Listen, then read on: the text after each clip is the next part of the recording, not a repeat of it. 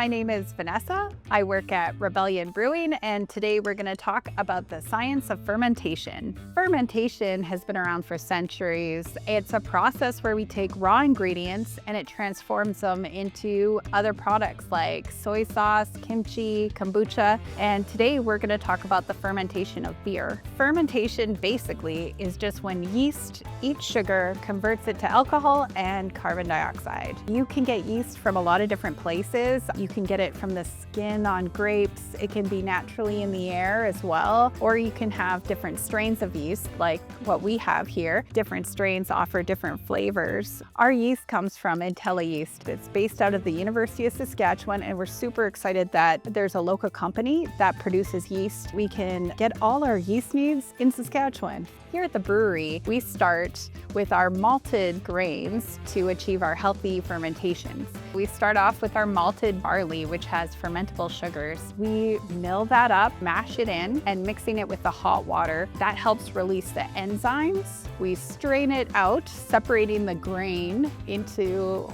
one side and the liquid into another. Then we've got our wort that's ready to be fermented.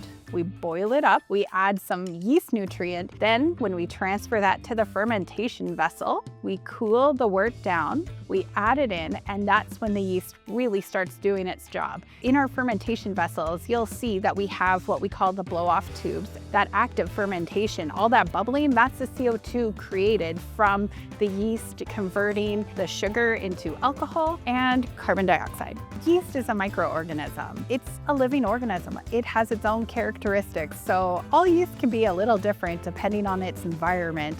So if you keep looking after it, feeding it right, and making sure it's happy, it's gonna stay the way it is and keep growing in that way. There's a whole bunch of different ways that you can ferment.